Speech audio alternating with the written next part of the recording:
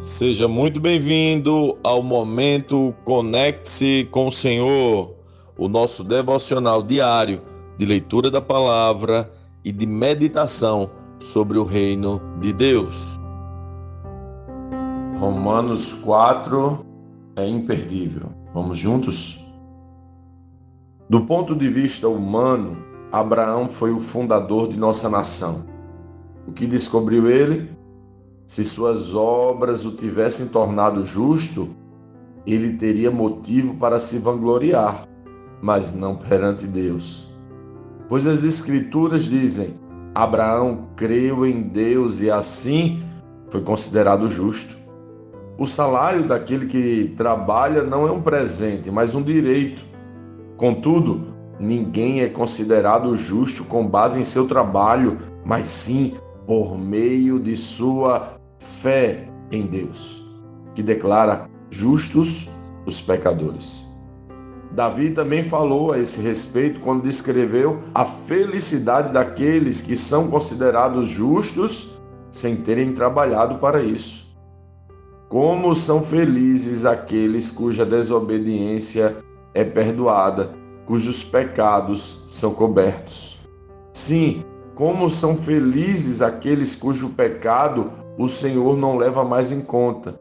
Por acaso essa bênção é apenas para os judeus ou se estende também aos gentios incircuncidados? Já dissemos que Deus considerou Abraão justo por meio de sua fé. Mas como isso aconteceu? Ele foi considerado justo somente depois de ter sido circuncidado ou antes disso? Está claro que foi antes de ele ser circuncidado. A circuncisão era um sinal de que Abraão já possuía fé e de que Deus já o havia declarado justo, mesmo antes de ele ser circuncidado. Portanto, Abraão é o pai daqueles que têm fé, mas não foram circuncidados. Eles são considerados justos por causa da sua fé. E Abraão também é o pai daqueles que foram circuncidados, mas somente se tiverem o mesmo tipo de fé que Abraão tinha antes de ser circuncidado. A promessa de que Abraão e seus descendentes herdariam toda a terra não se baseou em sua obediência à lei de Deus, mas sim no fato de ele ter sido considerado justo quando teve fé. Portanto, se a herança prometida é apenas para aqueles que obedecem à lei, a fé é desnecessária e a promessa anulada. Pois a lei traz ira sobre todos aqueles que tentam obedecer a ela. A única forma de não quebrar a lei é não ter lei nenhuma para quebrar. É por isso que a promessa vem pela fé, para que ela seja segundo a graça e assim alcance toda a descendência de Abraão. Não somente os que vivem sobre a lei, mas todos que têm a fé, como a que teve Abraão, pois ele é o pai de todos que creem. Conforme aparece nas Escrituras, eu o fiz pai de muitas nações. Isso aconteceu porque Abraão creu no Deus que traz os mortos de volta à vida e cria coisas novas do nada. Mesmo quando não havia motivo para ter esperança, Abraão manteve crendo que se tornaria pai de muitas nações, pois Deus lhe tinha dito: esse é o número de descendentes que você terá. E sua fé não se enfraqueceu, embora ele soubesse que aos 100 anos seu corpo, bem como o ventre de Sara, já não tinha vigor. Em nenhum momento a fé de Abraão na promessa de Deus vacilou. Na verdade, ela se fortaleceu e com isso ele deu glória a Deus. Abraão estava plenamente convicto de que Deus é poderoso para cumprir tudo o que promete. Por isso, por sua fé, ele foi considerado justo. E quando Deus considerou Abraão justo, não o fez apenas para seu benefício. As Escrituras dizem que foi também para o nosso benefício, pois elas garantem que também seremos considerados justos por crermos naquele que ressuscitou dos mortos, a Jesus, nosso Senhor. Ele foi entregue à morte por causa de nossos pecados e foi ressuscitado para que fôssemos declarados justos diante de Deus. Lendo este capítulo de hoje, nós precisamos responder: como Cristo lê esse texto? O que aprendemos nele? E que aplicações práticas esse texto deve trazer para as nossas vidas?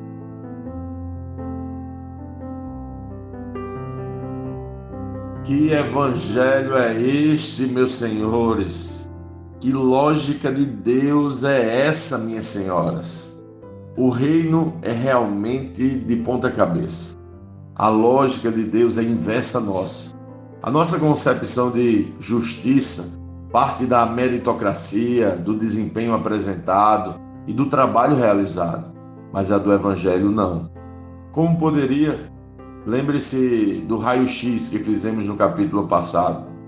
O fato é que, na lógica do Evangelho, nós fazemos porque somos e não somos porque fazemos. Você entende? Eu que era um prostituto e vivia debilitado pela sujeira do meu próprio pecado, fui chamado justo por Cristo.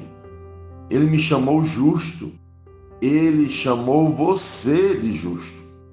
E agora buscamos e devemos buscar viver de modo coerente com aquilo que ele declarou sobre nós.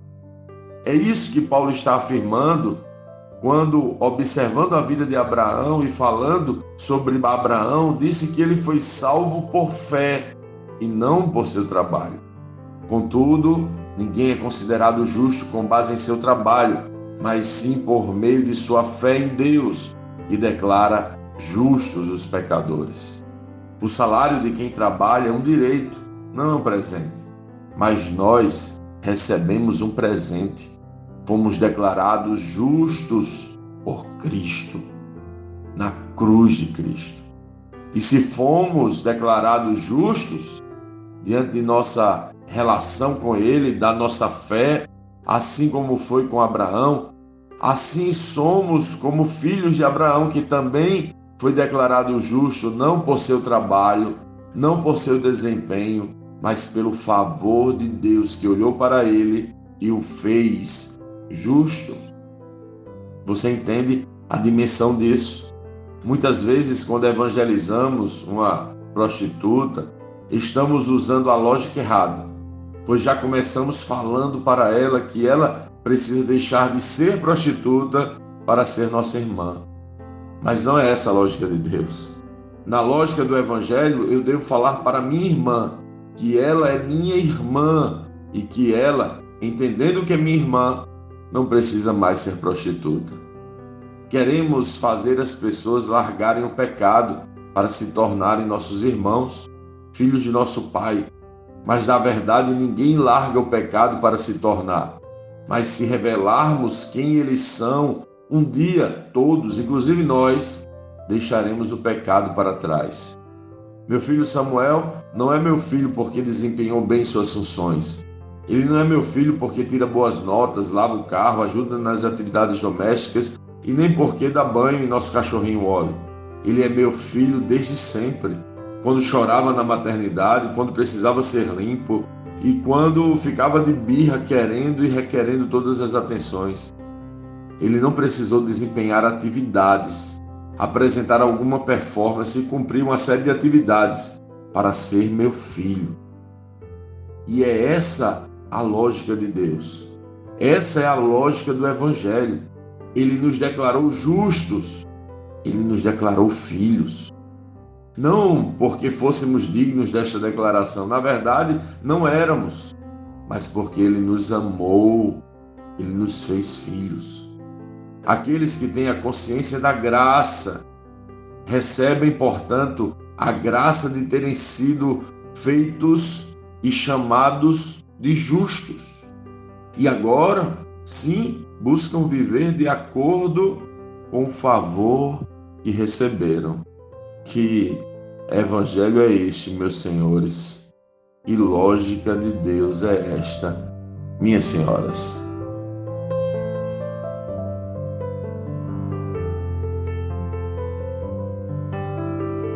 Sim, que bom ter você neste devocional e poder compartilhar o Evangelho. Mas, como sempre dizemos, o texto de hoje e o texto de cada dia tem muito mais para oferecer, muito mesmo. Nosso objetivo aqui é te influenciar a parar um pouco e ler o texto bíblico, pois acreditamos que 5 minutos de vida na palavra podem transformar completamente uma vida. Que Deus te abençoe. Leia, medite, comente, pergunte e adore o Senhor no seu lugar secreto. Conecte-se com o Senhor.